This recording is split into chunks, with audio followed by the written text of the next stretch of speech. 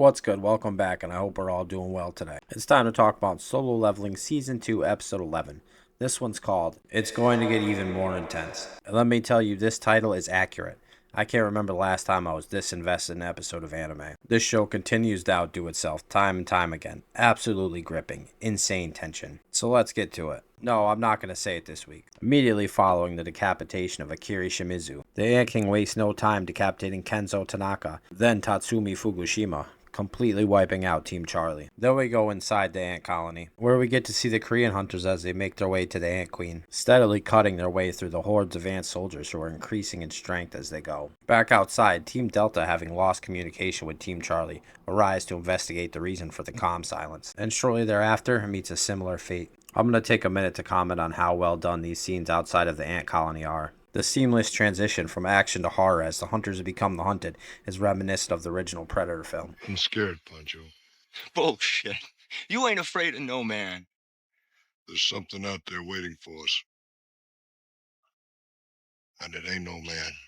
Splicing these scenes in between the scenes within the ant colony is perfect for building tension, while illustrating how truly terrifying the Ant King is. Going back inside the ant colony, the Korean hunters have reached the queen. She proves to be quite durable, however, they are able to get the job done. With a combination of impeccable teamwork and maximum effort, we get to see Bak Yun-ho fully transformed for the first time, which is pretty neat. He reminds me of Hidalgo from Claymore.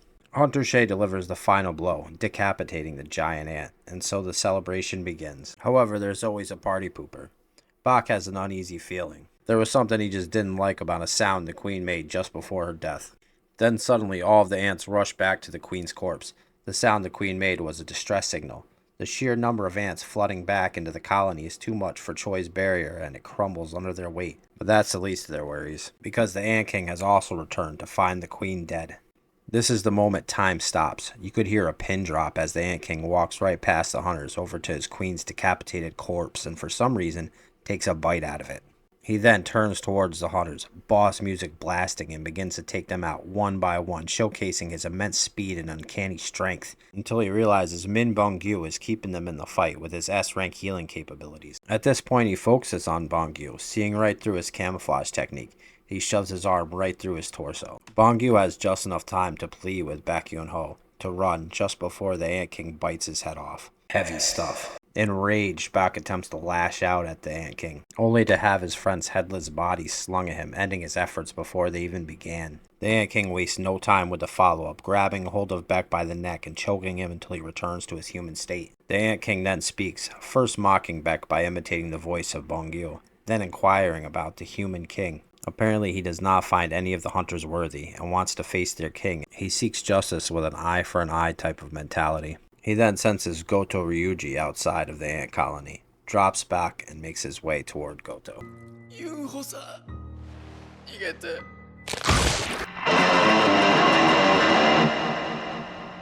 We go back outside where we see Goto and his team arriving at the spot where the two other teams were killed. He then reports on the situation to Chairman Matsumoto. They decide it is in their guild and or nation's best interest to abandon the Korean hunters. This will give them all the glory while leaving Korea severely crippled with so many of their S ranks gone.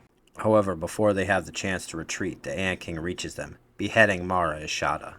Goto instructs Minoru Hoshino to flee and meet up with the Bravo team as he would only get in the way. Once Minoru is gone, the Ant King asks Goto if he is the king, to which he replies, "Oh, そうだ。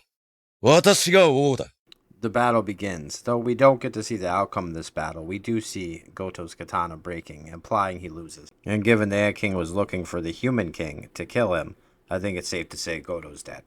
Back inside the ant colony, the Korean hunters are all severely injured, and only Choi is actually able to continue fighting. So he is defending the rest, but is unfortunately running out of steam fast. When it seems all hope is lost, the soldiers Jinwoo hid in the hunter shadows came out and created a barrier to hold back the ant army. Better late than never, I guess. We then see Jinwoo for the first time in this episode, standing atop a skyscraper overlooking the city, like Batman. He says a single word. 交換. That's right, the next one is going to be crazy as the real king arrives. And that's about it for this one. And it may be my favorite of the series so far. We haven't seen suspense like this since the first episode, not to mention the cruelest cliffhanger yet. Thanks for watching. I hope to see you next time. Later.